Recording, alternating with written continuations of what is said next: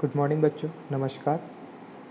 हमने surface chemistry में पिछली क्लास में different types of colloids and their classifications पढ़े थे। आज की क्लास में हम प्रिपरेशन ऑफ कोलाइड्स या कोलाइडल सॉल्यूशंस के बारे में पढ़ेंगे। Is it so?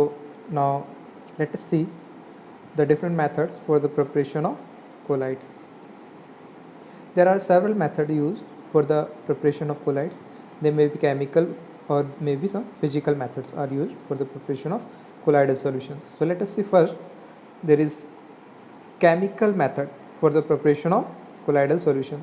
So colloidal solution can be prepared by different chemical reactions which may form the particles of colloidal size either by double decomposition, oxidation, reduction or hydrolysis method.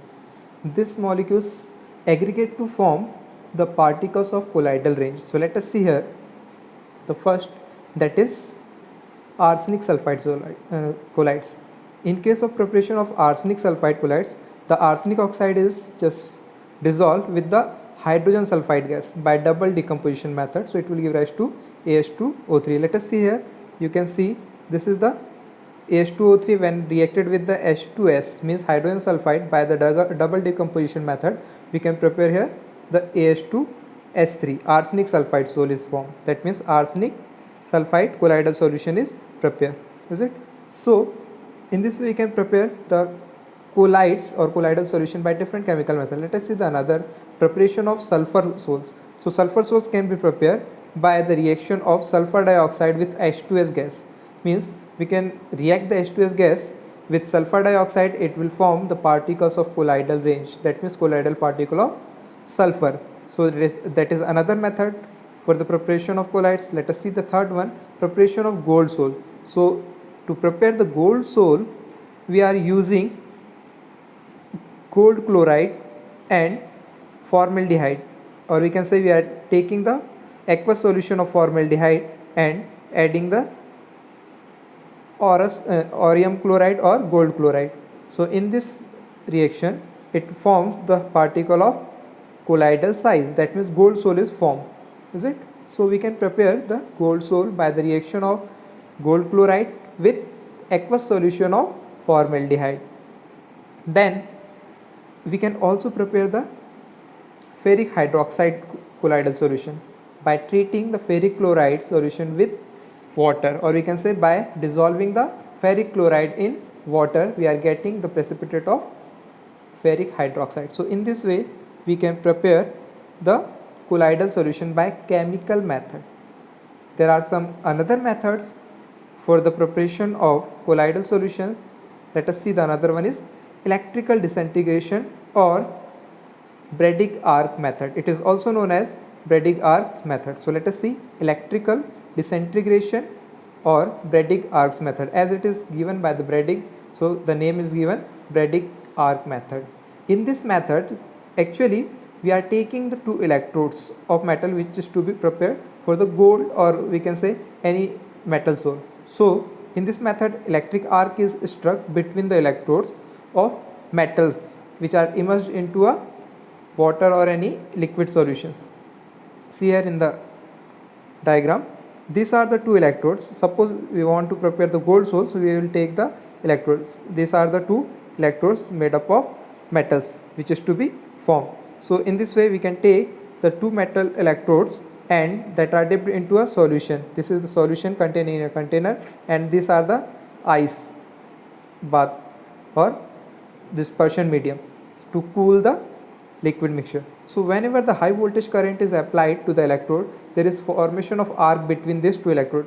यहाँ पर क्या होगा, arc का formation होगा, यहाँ पर चिंगारियाँ होगी, arc होगा. So the metal will be evaporate, and when the metal will be vaporized or evaporate, so that will be condensed into the water, as it is a ice cold water. So there is formation of particles of colloidal range. छोटे छोटे जो यहाँ पर molecules है जो evaporate हो रहे हैं, vaporize हो रहे हैं due to electrical arc, वो condense होकर क्या बनाएंगे, colloidal size के particles बनाएंगे. So in this way we can prepare the sol such as gold, silver, platinum, etc. Sol can be prepared by Bredig arc method. Clear? Now the next one is, that is peptidization. The third method is peptization. So in case of peptization method, this process is actually used to prepare the colloidal solution, freshly prepared colloidal solution. So in this process of converting a precipitate, actually this is the process of converting a precipitate into a colloidal solution by shaking it with the dispersion medium in presence of a small amount of electrolyte is called peptization. Actually हम इस process में क्या करते हैं, जो freshly prepared हमको colloidal sol मिला है या कोलाइड मिला है, जैसे पिछले मेथड में हमने कहा गोल्ड सोल मिला है, बट गोल्ड के वहाँ पर सोल मिला है सॉलिड फॉर्म में. If you want to prepare the colloidal solution, so we are using peptization. Peptization is actually a method to prepare the colloidal solution by adding the solid colloidal soul into a proper dispersion medium. कि हम solid colloidal soul को एक proper dispersion medium में क्या करेंगे, उसे dissolve करेंगे या उसके साथ शेक करेंगे in presence of small amount of electrolyte. कोई भी एक प्रॉपर इलेक्ट्रोलाइट की प्रेजेंस में उसके साथ में हम क्या करेंगे, उसको ऐड कर देंगे और इस प्रोसेस को हम कहते हैं peptization. The electrolyte used is called peptising agent. कि यहाँ पर जो हम इलेक्ट्रोलाइट यूज़ करेंगे पेप्टाइजेशन की प्रोसेस में उसको क्या कहा जाएगा, पेप्टाइजिंग एजेंट वगैरह कहा जाता है. और इस मेथड में हम कहेंगे यहाँ पर फ्रेशली प्रिपेयर्ड कोलाइडल सॉल्यूशन का फॉर्मेशन होता है. That means this method is used to convert a freshly prepared precipitate, जो कि हमने देखा जैसे केमिकल मेथड से में बना था, उसको हम एक कोलाइडल सॉल्यूशन में कन्वर्ट करते हैं. और इस प्रोसेस में हम कह सकते हैं यहाँ पर कि during peptization a precipitate absorb one of the ions of the electrolyte in its surface. This causes the development of positive or negative charge on precipitates, which ultimately break up into smaller particles of the size of colloid.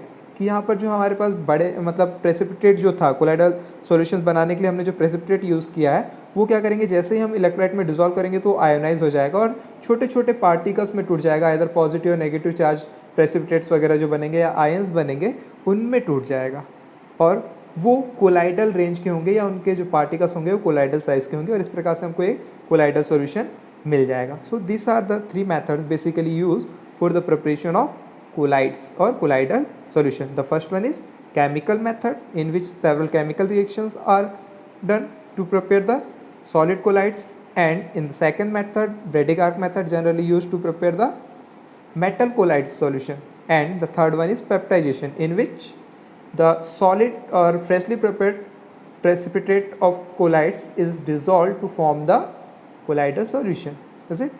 Then come to our next topic, that is purification of colloidal solution. हमने preparation तो कर लिया, collides हमने prepare किया any of by using any of the method. Now जो हम colloidal solution prepare करते हैं वो ज़रूरी नहीं कि 100% प्योर हो.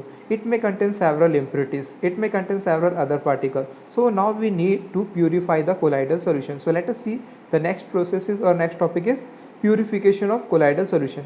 सो actually what is purification? So we can say purification means reducing the impurities.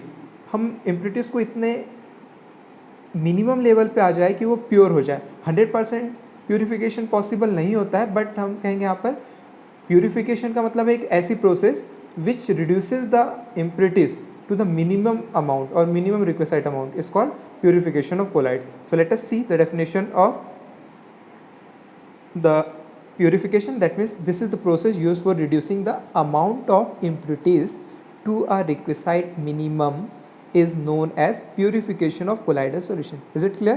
कि जो impurities है उसको कम से कम करना ताकि वो वहाँ पर कम से कम impurities हो, वो प्रोसेस क्या कहलाती है, प्यूरिफिकेशन ऑफ कोलाइड्स. और प्यूरिफिकेशन ऑफ कोलाइड्स के लिए बहुत सारी मेथड्स वगैरह यूज़ की जाती है. तो let us see one by one. There are several method use for the purification of colloid. The first one is dialysis. आपने डायलिसिस के बारे में सुना होगा. डायलिसिस वगैरह ब्लड डायलिसिस वगैरह किया जाता है जब पेशेंट्स वगैरह जो होते हैं जिनको किडनी प्रॉब्लम वगैरह होती है, ब्लड प्यूरिफिकेशन नहीं हो पाता तो उस समय डायलिसिस यूज़ करते हैं. सेम प्रोसेस यहाँ पर हम कहते हैं. Actually blood is a colloidal solution. So in the same manner dialysis is used to purify the colloidal solution. Actually in this process the impurities that are dissolved into it are just separated by diffusion process. Means in this process we are taking the colloidal solution in a, we can say, parchment member box or a container containing dialysis member. यहाँ पर आप देख सकते हैं कि ये देखिए यहाँ पर डायलिसिस चैम्बर है या डायलिसिस के लिए स्पॉट है, उसमें हम यहाँ पर क्या करेंगे, कोलाइडल सॉल्यूशन ऐड कर देंगे. और यहाँ पर रनिंग वाटर में इसको रख देंगे. So when ever water will be inlet from here and outlet from this side, along with the running water, the dissolved impurities, that means the soluble impurities, will diffuse out from the membrane, and only the colloidal particles or colloidal soil particles will be remain inside the parchment box or parchment chamber. So in this way we can separate the dissolved impurities or soluble impurities present into the colloidal solution. Now we are getting only the pure colloidal solutions और pure colloidal particles in the form of precipitate, जिसको हम फिर क्या कर सकते हैं, peptization के through फिर से उसमें प्रॉपर इलेक्ट्रोलाइट वगैरह ऐड करके उसको कोलाइडल सॉल्यूशन बनाएंगे जिसमें कि आप इम्प्योरिटीज कम से कम है. सेम प्रोसेस ब्लड के प्यूरिफिकेशन में किया जाता है या ब्लड को डायलिसिस करने में यूज़ किया जाता है कि ब्लड के अंदर बहुत सारे सॉल्ट्स या अदर इम्प्योरिटीज वगैरह होती है जिसको किडनी नहीं प्यूरिफाई कर पाती, इसलिए हम क्या करते हैं उसको डायलिसिस मेथड के थ्रू उससे जो सॉल्यूबल इम्प्योरिटीज है, सॉल्ट्स वगैरह है, या जो हम कहेंगे यहाँ पर बॉडी के अंदर बहुत सारे अनवांटेड पार्टिकल्स है which are soluble and present into the blood can be dialyse by the dialysis method, is it. So the another method in the same way is electrodialysis. अब हम कहते हैं यहाँ पर जो डायलिसिस प्रोसेस है वो काफ़ी स्लो है. डायलिसिस प्रोसेस कैसी है, काफ़ी स्लो है. तो इसके लिए हम क्या करेंगे, इसको फास्टन करने के लिए अगर इलेक्ट्रिक करंट का यूज़ किया जाए, दैट मीन्स इलेक्ट्रोड वगैरह का यूज़ करें, इलेक्ट्रिसिटी का यूज़ करें, then the process will be fasten and by applying the electric potential across the electrode is generally used for the electrodialysis. So let us see what is the electrodialysis. So we can say this is the movement of ion across the membrane can enhance by applying electric potential across the two electrode is called electrodialysis. मतलब जो हमारे पास same procedure था उसमें अगर हम क्या करें यहाँ पर कि ये हमने पर्चमेंट मेम्ब्रेन वगैरह ले लिया या जो सेलोफेन बैग का मतलब यहाँ पर जिसमें हमको कोलाइडल सॉल्यूशन लेना है वो ले चुके हैं. अब यही प्रोसेस हो रही थी वहाँ पर कि वाटर इनलेट हो रहा है और वाटर आउटलेट हो रहा है, बट क्या कहा जा रहा है, the process of purification is very slow, but when we applied the electric current through electrode, so we can say the process of dissolution and separation of the crystalloid impurities from here will be very fast, कि वो काफ़ी fast हो जाएगा. Is it clear? So that process called electrodialysis, means the process of dialysis performed by applying the electric current to fasten the dialysis or purification, that is called electrodialysis. The next one is ultrafiltration. Next क्या कहा जाता है, ultrafiltration method.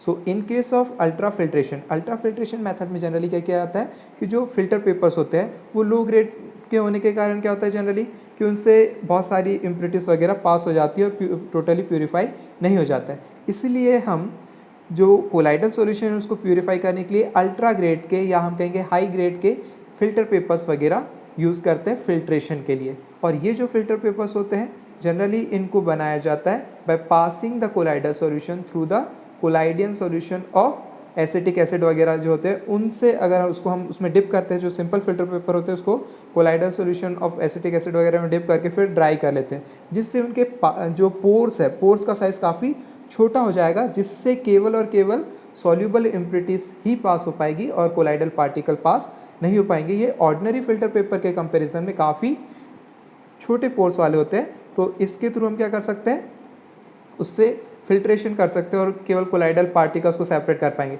ये process slow होती है, इस कारण हम कुछ सक्शन पंप वगैरह का यूज़ करके प्रेशर वगैरह अप्लाई करके क्या कर सकते हैं, इसमें इस प्रोसेस को फास्टन कर सकते हैं. जैसे यहाँ पर आप देख सकते हैं कि कोलाइडल सॉल्यूशंस वगैरह जो है, ठीक है, लेट अस सी हियर क्या दिख रहा है आपको, ये सेपरेशन ऑफ कोलाइडल पार्टिकल में कि यहाँ पर हमने ये जो मेम्ब्रेन ली हुई है यहाँ पर that is of filter paper, ठीक, कि वहाँ पर फिल्टर पेपर है और ये प्रोसेस स्लो है, इसलिए हम क्या करते हैं इसमें प्रेशर अप्लाई करते हैं. प्रेशर अप्लाई करने से क्या हो जाएगा, यहाँ पर ये फास्टली मूव होंगे और केवल क्या हो जाएंगे यहाँ पर कि जो कोलाइडल पार्टिकल्स है वो मूव नहीं करेंगे, केवल क्या मूव करेंगे, क्रिस्टलॉइड इम्प्योरिटीज वगैरह मूव करेगी. So in this way we can filter, we can purify the colloidal solution. ठीक, तो हमने देखा कि हम कोलाइडल सॉल्यूशन प्रिपेयर कर सकते हैं, उसमें कुछ इम्प्योरिटीज वगैरह हो सकती है तो उसको प्यूरिफाई करने की ज़रूरत है. ठीक है, प्यूरिफाई करने के लिए हम कुछ प्यूरिफिकेशन मेथड वगैरह यूज़ करते हैं, जिसमें हमने 3 प्यूरिफिकेशन मेथड जनरली यूज़ किए हैं यहाँ पर. That is the first one is क्या कहा, फर्स्ट वन हमारी है डायलिसिस जो सिंपल है विदाउट इलेक्ट्रिसिटी के प्रेजेंस में. दूसरी electrodialysis when electricity is used in this process to fasten the purification, and third one is ultrafiltration, means उसमें अल्ट्रा फिल्टर पेपर वगैरह को यूज़ करके हम कोलाइडल सॉल्यूशन को फिल्टर करते हैं, जिससे कोलाइडल पार्टिकल ऊपर रह जाएंगे और क्रिस्टलाइट इम्प्यूरिटी वगैरह पास हो जाएगी या अलग हो जाएगी. So in this way we can prepare the pure colloidal solution and filter them और purify them. The next topic is properties of colloidal solution. हमने colloidal solution बना लिए, उनको purify कर दिया. अब हमको देखना है कि उनमें कौन कौन सी properties वगैरह पाई जाती. So there are so many properties in the colloidal solutions. Let us see one by one. There are so many colligative properties are given in our book. So we will study one by one. So let us see properties of colloidal solution. हमने कुछ properties इससे पहले पढ़ चुके हैं 9th वगैरह में. सो उन्हीं में से अब इनको हम डिटेल में पढ़ेंगे. Let us see the first one is colligative property. As in chapter second we already studied about the colligative property कि कॉलिगेटिव प्रॉपर्टी क्या है. So let us see the colligative property. As we know that colligative properties are depend on the number of particles, not on the nature of particles. So as the colligative properties are depend on the size and number of particles. So in case of colloidal solution there are certain particles are also present. So when the colloidal particles are formed, they form the aggregation of small particles to form the bigger size aggregate particles of colloidal ray. That means as the number of particles are decreases due to the aggregation, hence the colligative property will also be changed. Means जब number of particles कम हो जाएंगे तो colligative property की value भी क्या हो जाएगी, कम हो जाएगी. मॉलिक्यूलर मास बढ़ जाएगा तो कॉलिगेटिव प्रॉपर्टी क्या हो जाएगी, कम हो जाएगी.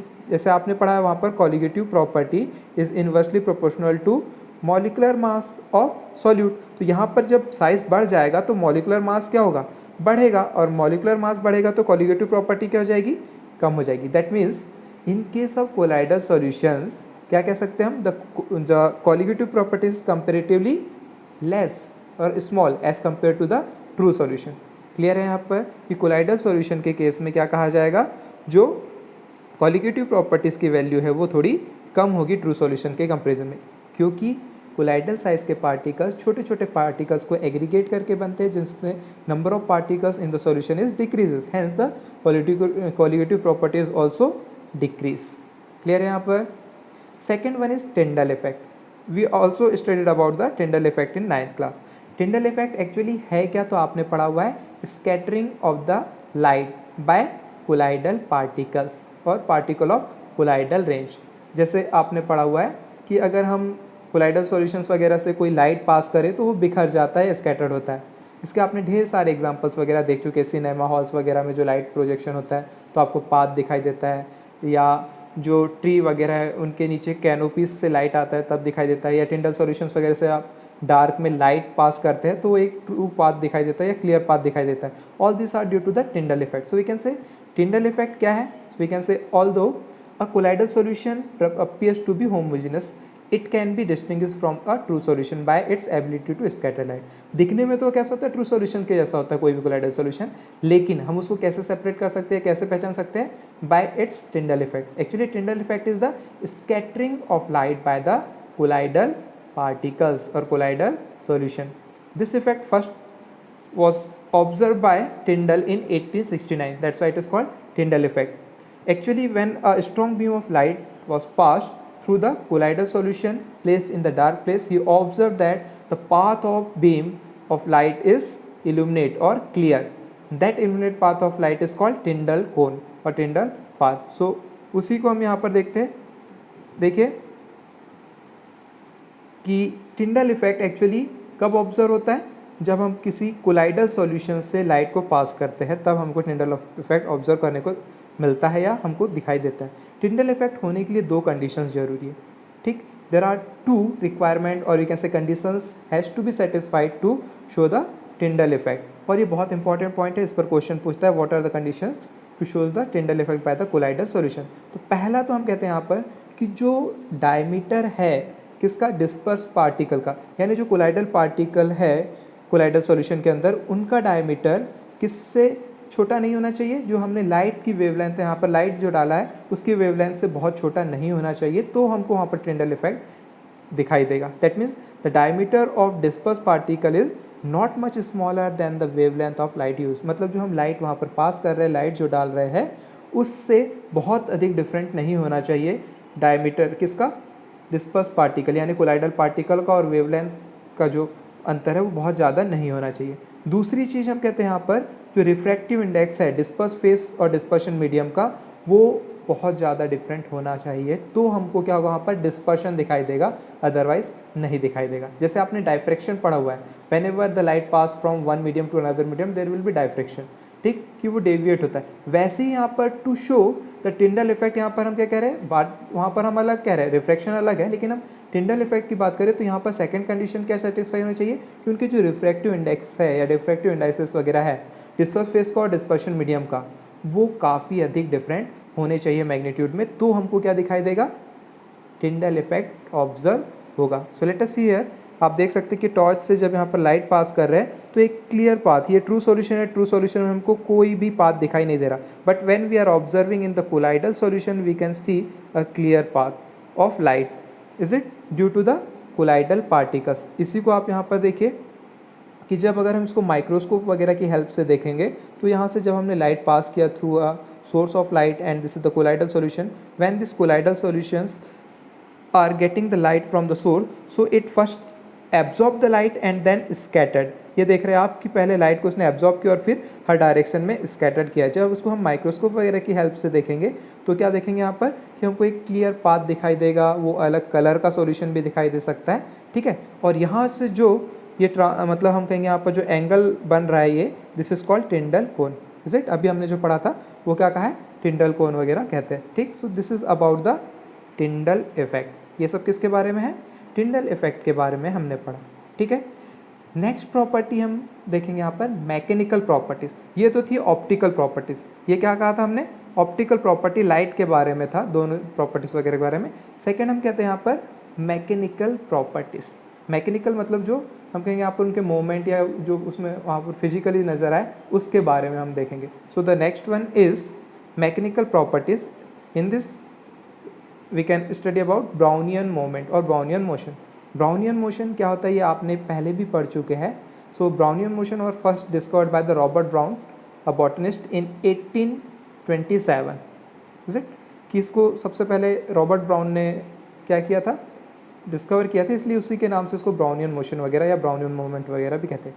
एक्चुअली कोलाइडल पार्टिकल सॉल्यूशन के अंदर कैसे होते हैं, वो लगातार मूव करते रहते हैं। अगर वो मूव नहीं करेंगे तो क्या हो जाएंगे, सेटल डाउन हो जाएंगे, और सेटल डाउन हो जाएंगे तो कोलाइडल सॉल्यूशन नहीं रह पाएगा, ठीक। So in a stable colloidal solution actually the colloidal particles are continuously moving, और जब वो कंटिन्यूसली मूव करते हैं तो वो एक दूसरे से टकराते भी है, इज इट।